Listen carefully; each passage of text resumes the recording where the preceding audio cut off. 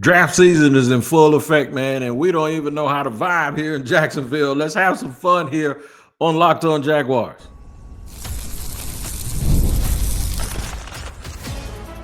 You are Locked On Jaguars, your daily Jacksonville Jaguars podcast. Part of the Locked On Podcast Network, your team every day. Short team every day here on Locked On Jaguars. We thank you for making us your first listen. And I want to remind you that we're free to subscribe to or find wherever you get your podcasts. Make sure you tap in. Whether you watch them or listen to them, we'll be there. Make sure you are there with us each and every day so you don't miss an episode. I'm Tony Wiggins, the host of the Locked On Jaguars podcast. Here's what we're going to discuss today. Copycats and the disconnect. What do I mean by that? Everybody wants to copy the way a team is constructed until they have to construct it the way that they constructed it. We'll discuss that. Exploring traits and onboarding. I'll tell you some differences in these things that what they really mean as opposed to what many people think or believe that they mean. At the top, though, I'm going to talk about why can't we just vibe? Well, we can't vibe because we're Jaguar fans and we're people that support the Jaguars. That's why we can't vibe, because we can never rest.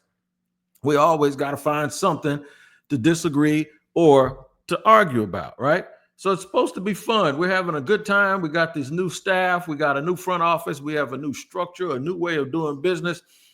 And I'm thinking like, man, this feels really good until it actually gets into draft season. And then you realize that we really are broken a little bit as a fan base, man, because we argue about every little thing. Yesterday, I talked about how so many people don't want changes to happen because I believe it is familiarity based.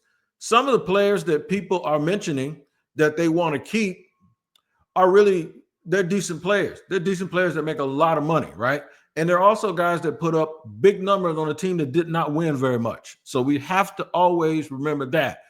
It's not like just because you put up all of these numbers and because you have all of these catches, like anybody thinks Evan Ingram's going to catch 100 balls in this new offense is crazy, because they've already said that they're running this thing through Brian Thomas Jr. in the passing game, right? Sometimes those numbers are cool, but sometimes they can be popcorn numbers as well. So things just have to match up a little bit. Why can't we just vibe, man? I'll tell you why. It's because many discussions start off this way. I think this is somebody else saying, I think the Jags need a pass rusher more than they need anything else. And I'll disagree with that, but I will give you this. I know the reason you say it is because you just want the pass rush to be fixed and you want it to be really good. I got it.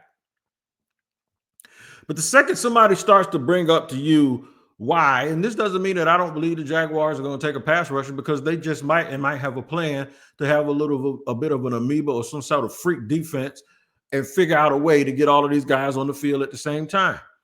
And the first thing that somebody says is, well, you know, they're in nickel a lot and they're mixing and matching a lot and guys are going to play 70% of the snaps. I think folks need to understand that when a team gets in their base defense, that's their base defense. Doesn't mean it's their first down defense. It means, like, schematically, like, what do they do? What do they want to do? What kind of problems do they want to present for the other team? I want them to build their roster based on what that base defense is. I don't want them to use a top 5 pick on a dude that isn't in base defense. They're not good enough to do that, okay? They won 4 games last year. I need the best players on the field. If we ain't going to do that, we might as well should have kept Nielsen as the defensive coordinator. The best defensive players need to be on the field. If you can't be in your base defense with your best 11 players on the field, then what are you doing? Because that's what it's going to come down to, because teams will force you to stay. If it's something that's not an advantage, they'll take advantage of it. And then when you try to get it off, they'll take advantage of the fact that you don't have your best 11 players on the field. You don't build yourself to have weaknesses. I don't know how we can explain this any further. You don't build yourself to have weaknesses. You build yourself to have no weaknesses, especially when you're talking about high priority draft picks. And it all comes back to, well, I don't care how they do it. We just make sure it gets done. Well, we ain't the ones that got to do it, but we already know that. We know you want it done. We understand that. And I'm going to tie all this in the third segment with the Philadelphia Eagles, because everybody wants to copy people. But the one thing they'll copy, they want to copy the production. They don't want to copy what it took to get those guys to that point. At some point, I'm going to give you all the Rams draft picks over the last few years, and I'm going to give you all of the Eagles draft picks. The reason why I'm doing the Rams is because there's been a lot of association between the Rams, and because this organization is going to have a little bit of the brain trust and some people that are very familiar with how they built that team. The reason why I'm going to give you the Eagles is because the Eagles are the newest team to win a championship and the most dominant team that everyone wants this team to be like. In the middle of that, we're going to talk about traits and onboarding and what the true real meaning of that is. I gave you the true meaning of collaboration yesterday, and I'll give you the true meaning today, in my opinion, of what both of those things mean.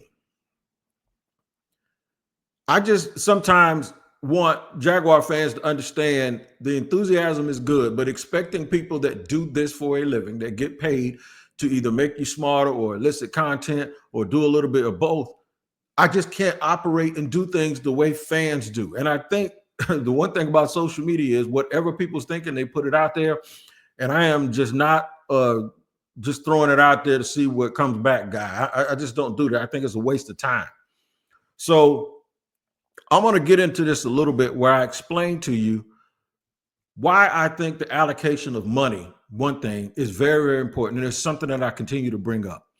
If you need any evidence that that's important, look how many guys are being hired in Power 5 colleges now that they have NIL and now that they're paying players.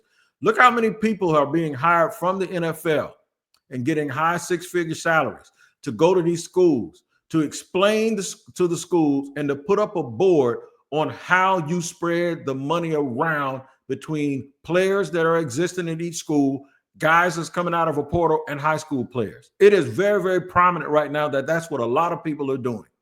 Why are they doing it? And where are they getting those people from? They're getting them from the NFL. Why are they getting them from the NFL? Because it's a practice that the NFL has that fans seem like they don't want to pay attention to, because it doesn't allow them to go all willy-nilly in free agency. And it doesn't allow them to not go all willy-nilly in the draft and select a whole bunch of people from the exact same position with high priority picks. There's a chance the Jaguars can help themselves with a veteran pass rusher that's going to make about $7 to $10 million a year and be a third pass rusher on this team. That person will make more than the dude that they pick at number 5. That person will also make more money than Trayvon Walker, a guy that they'll be backing up if that's the case. Draft picks are very, very important, because especially the first rounders, because it allows you to have a guy for 5 years. When you have a guy for 5 years on your team and you're not paying him a whole bunch of money and you're getting a whole bunch of production, it helps you with the rest of your roster. Case in point, Jalen Carter made less money, is going to make less money in the first 5 years, considering the Eagles are going to pick up his 5th-year option, and you know they will, than Chris Jones made all year last year. Chris Jones made $30-some-odd million last year. Jalen Carter won't see $30 million in salary in 5 years. But the production, you can argue, was the same. That means that Philly can then spread that money around to other people, right?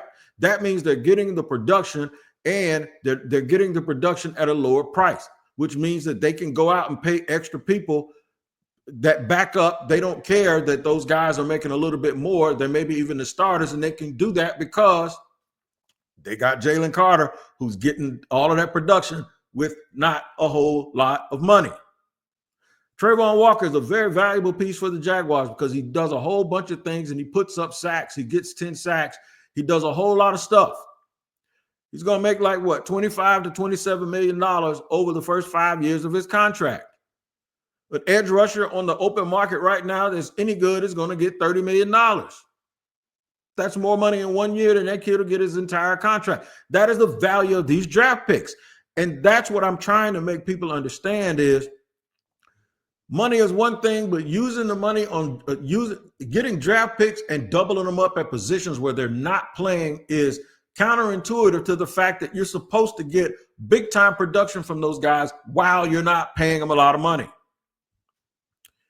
I'm going to explain traits and onboarding here in segment number 2 so we can get a good, clear definition. It is combine season, by the way. The defensive linemen are working out on the field today. I think defensive linemen and linebackers interviews with DBs are going on right now. So it's a good time for me to put this little educational piece out there to help everybody understand what's exactly going on. We'll talk more about that in just a second here on Locked On Jaguars.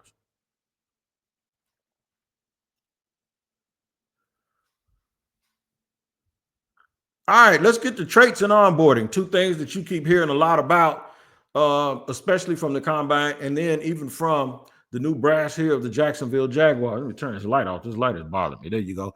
2 things that you're learning here from the Jacksonville Jaguars. Folks are going traits over, is it traits over production? Those things are not counterintuitive. They're not. I think sometimes people think traits means, well, he has the potential. So what's going to happen is he's not going to be very good, but he's going to pay off for you in year 3 and year 4 and year 5 and year 6. That's not necessarily what that means. It could mean that, but that's not necessarily what it means. What traits means is this. There were people that saw Brian Thomas Jr. at LSU that said, well, he only runs go routes, 9 routes, posts, and slants. He doesn't do the whole route tree. And they had him as a late first, early second round pick, and I thought they all had fell out of a tree and bumped their head. His traits is that he's 6'2.5", 6'3", running a 4.3. He's fluid. He's a great athlete. He's a hands catcher. He's whatever. And he played in a big-time conference, and he produced. It doesn't mean that the kid can't do everything that you didn't see him do at LSU. He just wasn't asked to do it. I think Liam Cohen said something like that at the combine, at the podium 2 days ago, when he said people thought he couldn't do that. That's not what he did a lot of LSU, but he does everything, and we're going to run everything through him, basically. He runs slants. You can give him a quick out. You can handle the ball on end arounds. He runs crossers. He runs fades. He runs the entire route tree. There is nothing that guy can't do. He catches the ball outside the hashes, inside of the hashes. He runs after the catch. He can play through contact. There's nothing that he can't do. You didn't see a lot of it at LSU, and everyone considered that as a means to say he can't do it. Trayvon Walker just was not asked to do a whole bunch of pass rushing. If you go back and look at the history of Georgia, when they had Azeez Ojulari and Jermaine Johnson and those dudes, when Trayvon was a freshman, they did a lot of sack chasing. But they did a lot of chasing the quarterback, okay? And what happened was they lost a few games where they gave up 40 points. Totally changed it the next year. They weren't going to be susceptible to scrambling quarterbacks. They weren't going to be susceptible to draw plays. They weren't going to be susceptible to any of that. They won a national championship, man. And then they won another one. And guys weren't putting up big numbers. So because the Jaguars needed a pass rusher really, really bad, folks wanted him to be onboarded as an immediate pass rusher the way Aiden Hutchinson was, and he just wasn't that.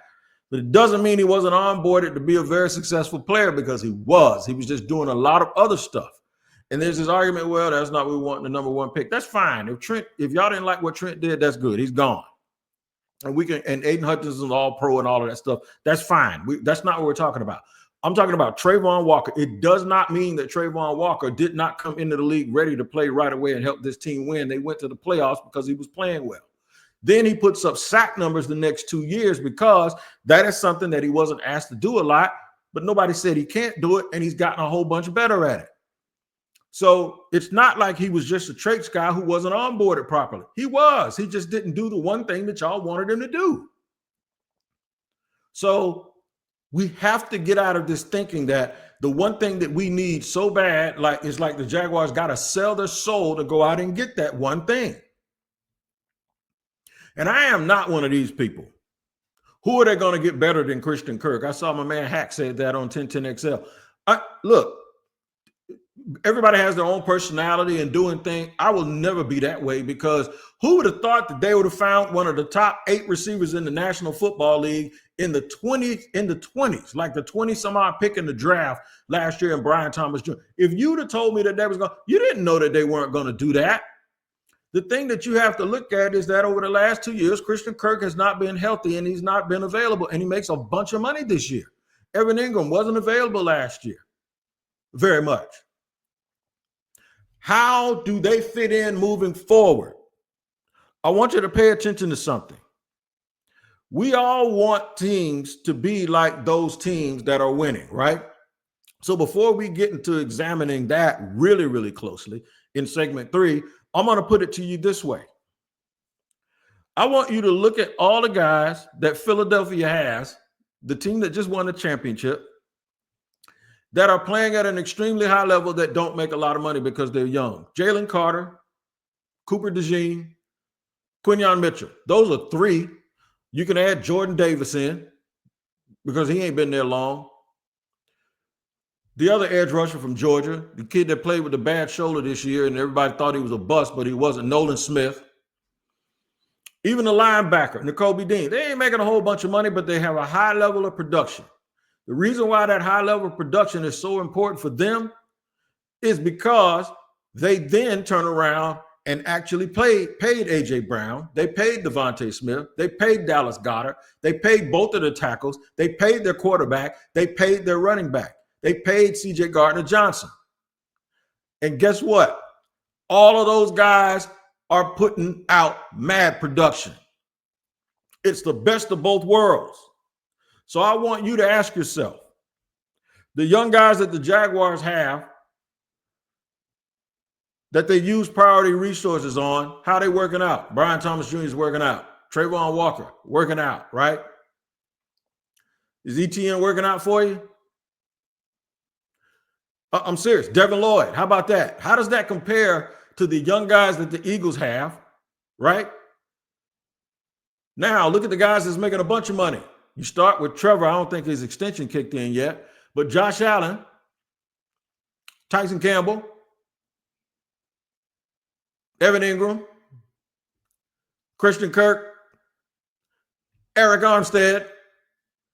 I want you to tell me if that matches up with those dudes that the Eagles have on either side. It doesn't. You need the guys that are supposed to be high picks that aren't making a whole bunch of money. You need them to be productive, and you need the guys you're going out paying a bunch of money to be also be super, super productive. And they need to match up with the guys that are playing for the other teams that are slotted in those same positions. It's simple. Look back at the way the Eagles built their team. You want to talk about draft? Listen to this. In the last 3 years, Quinyon Mitchell, Cooper DeJean, I'm going to name all the people that's really of significance. Will Shipley's going to play a lot for them, probably down the road, maybe not now. Jeremiah Trotter, the linebacker, he's all right. He's a good kid in development. They got Jalen Carter, Nolan Smith. Tyler Steen is a very, very important part of their rotation on the offensive line. Sidney Brown, good player. Ringo, not so much, okay?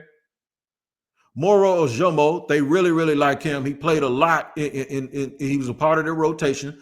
Jordan Davis, Cam Jurgens. See, we forget that they got their center, the dude that ended up replacing Jason Kelce. They got him in the same draft where they took all of those dudes from Georgia, right? Jordan Davis, Cam Jurgens, Nakobe Dean. The year before that, Devontae Smith, Landon Dickerson, Milton Williams, the kid that's going to be a free agent this year, who's also a part of the rotation. So you got Milton Williams and Ojomo, the 2 defensive linemen that they forgot about them, right? Well, guess what? Because they were picked late, they hitting free agency in the 3rd year, and now everybody's saying we need to get that. If you want what Philly did, you can duplicate it, but you also have to duplicate it in another way. Duplicate it in the way that they actually acquired them, because what they're paying them actually does matter. You didn't see Philly go out here using, if the Jaguars take an edge rusher, like I said, and they very well could, But if the Jaguars took an edge rusher, they then have Trayvon Walker, number 1 pick, Josh Allen, 7th overall, who now makes $100 and some odd million, and then another top 5 pick. That's not the way Philly acquired their players. And we mistakenly forget. We mistakenly forget that it's about money and allocation of funds too. Bit my tongue. But it's about money and allocation of funds, because everywhere when you spend that kind of money in one place, that's somewhere else where you can't spend it. Every time you use a high draft pick on something, that's another place where you can't use that high draft pick. I want to look at the Rams real quick. Right? Let's look at the Rams. Jarrett Verse, Braden Fisk, Blake Corum, Cameron Kitchen last year. And they got Tyler Davis, too. He's their backup nose tackle. Kid out of Clemson, everybody. We remember him. Bo Limmer, their starting center. They got him in the 6th round last year. And we talking about Mitch Morris and talking about using another 2nd-round pick on a dude and big-time free agency money on Drew Dalman. See, these are the things that I want you to pay attention to. The year before, their starting guard, Stephen Avila. I liked him coming out of TCU, but I heard his arms were too short for people here in Jacksonville. Byron Young, Kobe Turner. So in the last 2 drafts, they got 2 defensive linemen on day 2. Well, 2 defensive linemen on day 1 or day 2. And they all play a lot. They all play a lot. Puka Nacua was chosen in round 5. I mean, I don't know where to keep going and keep making you understand and explain that it's about drafting and getting players that match your system, especially if you can get them late. And that's why people are raving about Philly, and they're raving about the team that gave them the biggest headache going to the Super Bowl last year, and that was the Rams, that was that close to beating them. If you want to duplicate the success of those teams, you have to do it in the draft. And that doesn't mean the 1st round, and it doesn't mean going out here and spending all of this money in free agency. It's getting a bunch of guys. If you want to draft a whole bunch of people that play at the same position, you got to spread it out, man. You can't draft them all with the number 1 or the number 5 pick. It just doesn't make sense. We'll talk more about this in just a second on Locked On Jaguars.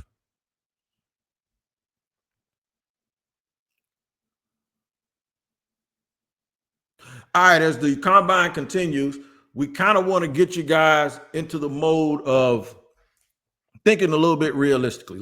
So I don't know what anybody's going to do. I don't know how they view Trayvon Walker. I don't know if they'll try to use him as a pass rushing 4B, 4I, 5 technique.